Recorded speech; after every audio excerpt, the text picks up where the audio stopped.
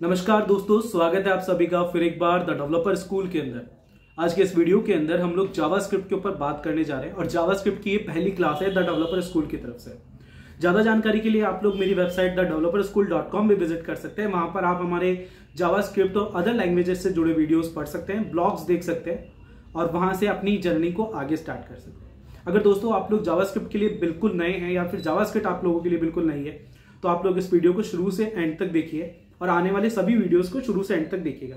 मैं आप लोगों को विश्वास दिलाता हूं कि इस वीडियो को देखने के बाद में या इस कंप्लीट सीरीज को देखने के बाद में आप लोग जावास्क्रिप्ट के सारे कंसेप्ट कंप्लीट कर चुके होंगे। इस वीडियो के अंदर मैं सारे इंटरव्यू से रिलेटेड क्वेश्चन, क्या इंटरव्यूज में पूछा जाता है, किस तरीके से आपको आंसर करना होता है, क्या इंटरव्यूअर आपसे चाहता है, किस तरह की चीजें आपको पढ़नी होती है, कितना डीप डाउन जाना चाहिए, कितना हार्ड डिगिंग करना चाहिए, मैं सारी चीजें आपको स्टेप बाय स्टेप क्लियर करूंगा। तो नमस्कार दोस्तों, मैं हूं गोविंद कुमावत, आप सभी का host and the founder of the developerschool.com। मेरा एंटायर एक्सपीरियंस 3 इयर्स का है। मुझे रिएक्ट, एंगुलर, पाइथन, जावा, पीएचपी और लारावेल इन सभी लैंग्वेजेस के बारे में काफी अच्छा नॉलेज है। इसी के साथ में मोबाइल एप्स में मैं फ्लटर और रिएक्ट नेटिव के ऊपर काम करता हूं। तो दोस्तों हम बात करने जा रहे हैं जावास्क्रिप्ट के ऊपर। तो सबसे पहली बात, जब जावास्क्रिप्ट की बात करते हैं तो जावास्क्रिप्ट क्या है? अगर इस बात को थोड़ा सा स्लो डाउन किया जाए तो ये 2 शब्दों से मिलकर बना है, एक जावा एक स्क्रिप्ट। जावा स्क्रिप्ट, तो जावा एक अलग चीज है और स्क्रिप्ट एक अलग चीज है, जो कि मतलब जब से जीएस ज्यादा इंट्रोड्यूस हुई ना तो स्क्रिप्ट तो हर जगह ही लगने लग गया। तो मैं एक बार जावा को अपनी तरफ से लेके चलता हूं। तो जावा फर्स्ट टाइम 1995 के अंदर सन माइक्रो सिस्टम द्वारा फाउंडेड की गई थी। लेटर ऑन ऑरेकल ने इसे खरीद लिया और ऑरेकल ने इसका नाम बदल के जावा रख दिया। इसके ऊपर कॉफी से रिलेटेड और काफी सारी चीजों के ऊपर इसके बारे में लोग बातें करते हैं कि क्यों इसका नाम जावा पड़ा, पर हम लेटर ऑन जब जावा की वीडियोस बनाएंगे तो उसमें बात करेंगे। अभी हम जावास्क्रिप्ट की बात करें तो जब जावा इंट्रोड्यूस हुई थी तभी जावास्क्रिप्ट भी इंट्रोड्यूस हो गई थी 1995 के अंदर ही। पर उस टाइम पे जावा थोड़ी फेमस थी, तो जाहिर सी बात है कि इन्होंने जो जावास्क्रिप्ट को एक नाम दिए रखा था, उसका नाम था लाइव स्क्रिप्ट। तो ये लोग इसको लाइव स्क्रिप्ट बोलते थे और उस टाइम पे लाइव स्क्रिप्ट के नाम से चलाते थे। लाइव स्क्रिप्ट के नाम से चलाते थे। तो अगर इस नाम को फिर से हम गौर करें तो हमें पता चलेगा लाइव स्क्रिप्ट का मतलब है लाइव जैसा कुछ, ऐसी स्क्रिप्ट जो चीजों को लाइव कर दे। एक बार मैं लैपटॉप ऑन कर लूं, ओके? हाँ, तो लाइव कर दे, ऐसी चीज जो चीजों को लाइव कर दे, उस पर जान फूंक दे। तो ऐसा क्या हो सकता है? तो जावास्क्रिप्ट में अगर हम बात करें तो इसकी अगर एक वर्ड के अंदर डेफिनेशन देनी हो या एक लाइन में डेफिनेशन देनी हो तो ये कह सकते हैं वेब पेजेस को जिंदा करने वाला। तो जाहिर सी बात है, इसका शुरुआत में नाम भी लाइव स्क्रिप्ट था, तो ये कमाल का फैक्टर है इसके बारे में। अब जावास्क्रिप्ट में जो जावा शब्द है उसके बारे में हम बात कर चुके हैं और स्क्रिप्ट्स के बारे में हम बात कर लेते हैं। स्क्रिप्ट्स क्या है? तो स्क्रिप्ट्स क्या एक सेटअप ऑफ कोड है। इस कोड के अंदर हम कुछ लाइंस लिखते हैं, वो लाइंस ब्राउजर द्वारा रीड की जाती है, कंपाइल की जाती है और हमें उसका प्लेटफॉर्म के ऊपर रिजल्ट दिख जाता है, जो भी ब्राउजर होता है हमारा। तो जाहिर सी बात है कि ये जो प्लेटफॉर्म्स है या जो ये ब्राउजर्स है, ये कैसे इस चीज को रीड कर रहे हैं। जाहिर सी बात है ना कि मतलब जब आपने कुछ लिख दिया, क्या होता है कि जैसे मैं आपको एक बार दिखाऊं तो ये है क्रोम मेरा, यहाँ पे मैं F12 करता हूँ। माइट भी आप लोगों को ये शायद विजिबल हो, क्योंकि आने वाली वीडियोस में तो हम लोग इसके बारे में पढ़ने वाले ही हैं। यहाँ पे आप जब कंसोल पे जाएंगे, यहाँ पर आप अपनी क्वेरीज वगैरह लिख के सबमिट कर सकते हैं और यहाँ पर भी आप अपनी जावास्क्रिप्ट चला सकते हैं, जो कि हम फ्यूचर में चलाने वाले हैं, जाहिर सी बात है। बट अभी के लिए अगर आप ऐसा कर सकते तो कैसे, मतलब आपकी ब्राउजर को पता चल रहा है आपने क्या लिखा है, इन सब के बारे में तो मैं ब्रीफली बताता हूँ। एक स्क्रिप्ट बंच ऑफ कोड है, छोटा सा कोड है। उसके अंदर क्या होता है कि आपने जैसे स्क्रिप्ट लिखी तो आपका जो ब्राउजर होता है वो उसको पार्स करता है। पार्स करने के बाद में आप बस एक बार इसका प्रोनाउंसिएशन है उसको समझते रहिए, फिर धीरे धीरे आपको चीजें क्लियर होती रहेगी। जब अगर आप लोग नए हैं तो आप लोगों को ये सुनना चाहिए, और अगर आप लोग पुराने तो आप लोग जो मैं कह रहा हूं उसका मतलब समझ रहे होंगे। तो जैसे आपने जावास्क्रिप्ट का कोई कोड लिखा तो ब्राउजर क्या करता है, उसको पढ़ता है, उसको पार्स करता है, कंपाइल करता है, फिर अपने मशीन कोड के अंदर कन्वर्ट करता है और हमको एक रिजल्ट देता है। इस तरीके से जावास्क्रिप्ट काम करती है, ठीक है? अब इसको जावास्क्रिप्ट ही क्यों कहते हैं, इसके पीछे भी काफी सारे रीजंस चल रहे हैं, ठीक है? पर कहने की बात यह है कि इसका पहले कुछ और नाम था, आज ही कुछ और नाम से जानी जा रही है। अब जब इसने अपना कंप्लीट सेटअप कर लिया है, अगर आज आपके टाइम पे देखोगे तो बहुत सारी लैंग्वेजेस है जो जावास्क्रिप्ट पे डिपेंडेड है। लैंग्वेजेस की बात कर रहा हूं दोस्तों, जैसे जावास्क्रिप्ट खुद एक लैंग्वेज है, तो काफी सारी लैंग्वेजेस है जो जावास्क्रिप्ट पे डिपेंडेंट है। जैसे कोटलिन, इसके बारे में तो आप सभी जानते हैं। डार्ट, जो फ्लटर को सपोर्ट करती है, अगर आप लोग फ्लटर पे काम करते हैं तो डार्ट के बारे में आपको पता होगा। ऐसे ही आप लोगों को काफी सारी लैंग्वेजेस है, जैसे कॉफी स्क्रिप्ट। कॉफी स्क्रिप्ट क्या है, जावास्क्रिप्ट के लिए इसको हम सिंथेटिक शुगर कहते हैं। मतलब इसमें क्या होता है कि जावास्क्रिप्ट में जो कोड लिखा जाता है उसको काफी इजी करके लिखा हुआ है। jQuery जो कि एक लाइब्रेरी है वो भी इसी के ऊपर डिपेंडेंट है, ठीक है। इसके अलावा टाइप स्क्रिप्ट जो लैंग्वेज है वो इसके ऊपर है, ताकि टाइप स्क्रिप्ट में क्या होता है कि हम जो भी कोड लिखते हैं वो बहुत ही ज्यादा मतलब हमें ऑप्टिमाइज लिखना होता है। जैसे बड़ी वेबसाइट्स में होता है तो क्या होता है कि आपने जैसे एक वेरिएबल ले लिया var x ले लिया, अब आपने इस var x जो है वो आपका जगह जगह मॉनिटाइज हो रहा होगा, हर बार आप उसकी वैल्यू को चेंज कर रहे हैं, कभी रीड कर रहे हैं, कभी चेंज कर रहे हैं, कभी क्या असाइन कर देते हैं, कभी उसमें नंबर डाल देते हैं, कभी आप उसमें मतलब स्ट्रिंग डाल देते हैं।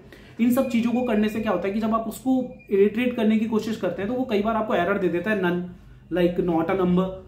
अब आपने तो वहां पे कोड लगा रखा है, हो सकता है वो किसी और वेरिएबल से इरिटेट हो गया या आपके किसी और कोड से इरिटेट हो गया। तो इस केस के अंदर आपको इश्यू क्या आता है कि आपकी जो ओरिजिनल वेरिएबल की वैल्यू है वो वैल्यू कहीं पे खो जाती है। इस केस के अंदर क्या होता है कि या तो आप जावास्क्रिप्ट के अंदर काफी उस्ताद है, आप लोगों को जावास्क्रिप्ट के बारे में सब कुछ पता है, तो आप लोग वेरिएबल टू वेरिएबल इतना अच्छा कोड लिख रहे हैं कि आपकी सारी चीजें क्लियर होती जाती है।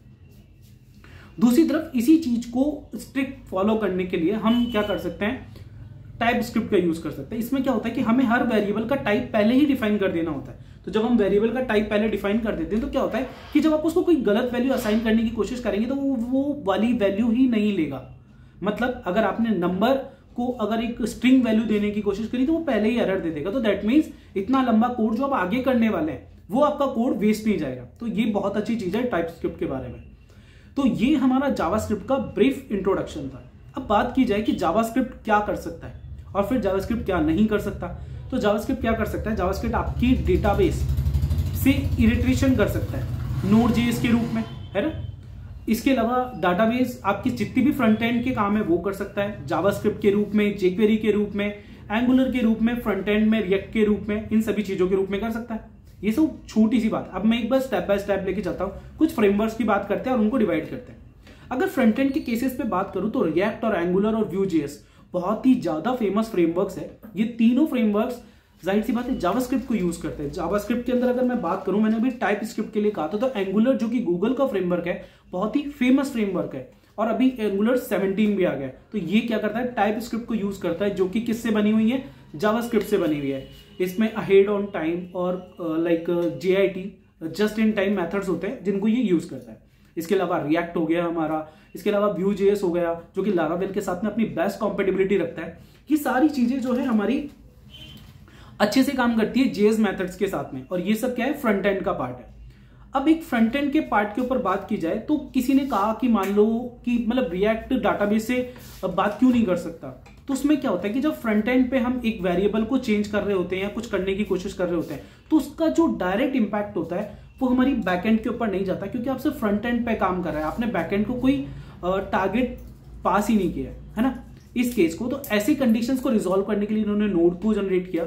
नोड अपनी कुछ नोड मॉड्यूल से बना हुआ है जिसके अंदर काफी सारे नोड मॉड्यूल्स इंस्टॉल्ड है, और वो नोड मॉड्यूल्स जावास्क्रिप्ट को हेल्प करते हैं, यानी Node.js की फॉर्म के अंदर डेटाबेस से डेटा लेने के लिए और डेटा उसमें सेव करने के लिए।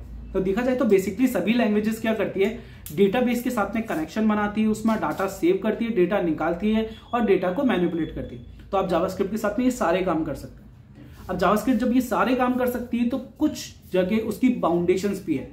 वो क्या बाउंडेशन है, तो फ्रंट एंड की लैंग्वेज के रूप में अगर मैं जावास्क्रिप्ट की बाउंडेशंस की बात करूं तो वो कुछ और होगी, और बैकएंड के रूप में करूं तो वो कुछ और होगी।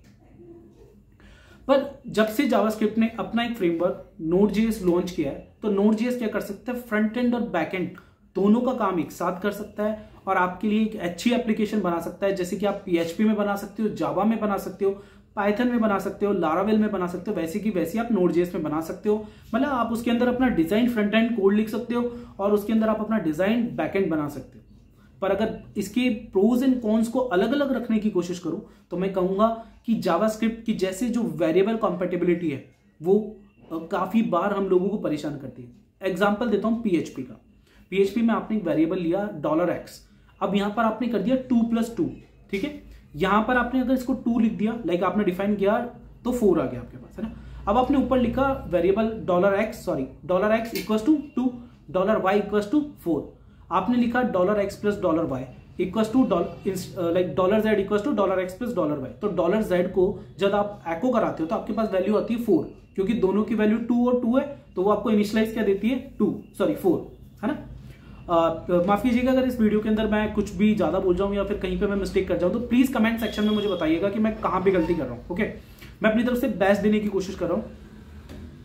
तो ये आपको फायदा हो जाता है पीएचपी के अंदर, ठीक है। यहीं पे मैं बात करूं कि जैसे ही आपने उस वेरिएबल में एक जगह लिख दिया द डेवलपर, यानी x की वैल्यू और y को वैल्यू दे दी स्कूल, अब आप इसको वापस से जोड़ते हैं और z के अंदर इनिशियलाइज करते हैं तो आपके पास में द डेवलपर स्कूल लिखा हुआ जाता है। बट ये वाला केस जब आप जावास्क्रिप्ट के साथ में करेंगे तो आपके पास में नंबर के केस में नन आ जाएगी एरर, और जब आप उसमें एडिशनल वाला मेथड कर रहे होंगे तो वो कॉन्केनेट मेथड के अंदर चला जाएगा। आप समझ रहे हैं। तो इन सारी चीजों का बहुत सारा रिफ्लेक्ट आता है जावास्क्रिप्ट के अंदर, तो इसके फ्रेमवर्क्स को और इसकी हर चीज को बारीकी से समझने की जरूरत है। आने वाली वीडियोस के अंदर हम इन सब चीजों को अच्छे से समझेंगे। मैं आप लोगों को दिखाना चाहूंगा कि मैंने आप लोगों के लिए एक पीडीएफ बनाई है जिसके अंदर मैंने हर चीज अच्छे से लिखी है। माइट भी आप लोगों को ये विजिबल नहीं होगी, पर मैं आप लोगों के साथ में ये शेयर कर दूंगा। आप लोग मुझसे कमेंट सेक्शन के अंदर हाई लिखकर इस पीडीएफ के लिए कह सकते हैं, मैं ये पीडीएफ आपको शेयर कर दूंगा। इसके अंदर मैं आपको हर चीज मैंने काफी अच्छे से बताई है कि कैसे ECMA स्क्रिप्ट के थ्रू जावास्क्रिप्ट ने अपना मार्केट में बोलबाला बनाया है, कैसे क्रोम के जो इंजन है, V8 इंजन है या फायरफॉक्स का जो इंजन है उनके साथ में, या स्क्विलफिश के इंजन के साथ में जावास्क्रिप्ट की कॉम्पेटिबिलिटी है। इसके अलावा कैसे सर्च इंजन वर्क करते हैं, या फिर ब्राउजर में जावास्क्रिप्ट क्या कर सकता है, और जावास्क्रिप्ट में यूनिक क्या है, जावास्क्रिप्ट लैंग्वेज के साथ में और कौन कौन सी लैंग्वेजेस जुड़ी हुई है, और इसके फ्रेमवर्क्स क्या क्या। फर्स्ट डे के लिए आई थिंक ये बहुत ज्यादा सफिशिएंट है। मैंने आप लोगों को काफी ब्रीफ में जावास्क्रिप्ट के बारे में बताने की कोशिश की है as a title what is JavaScript. तो इस वीडियो के अंदर आई होप मैं आप लोगों को समझा पाया हूं कि जावास्क्रिप्ट क्या है और जावास्क्रिप्ट कैसे काम कर रही है, क्यों जावास्क्रिप्ट की जरूरत पड़ रही है, क्यों जावास्क्रिप्ट ने Node.js को इंट्रोड्यूस किया है, क्यों जावास्क्रिप्ट के अंदर रिएक्ट और एंगुलर है, क्यों रिएक्ट और एंगुलर आपस में डिफरेंशिएटेड है, क्यों एंगुलर यूनिक है क्योंकि उसमें टाइप स्क्रिप्ट है, रिएक्ट अपनी तरफ से अलग चीज रखता है। हर चीज मैंने आप लोगों को बताने की कोशिश की है। कैसे Vue.js है और उसकी बेस्ट कॉम्पेटिबिलिटी लारावेल के साथ में है, या आने वाले वीडियोस के अंदर हम लारावेल में सीखेंगे कि Vue.js का डेवलपर कैसे बना जा सकता है। आज के लिए इतना ही। आई होप आपको वीडियो पसंद आई हो। नमस्कार, धन्यवाद।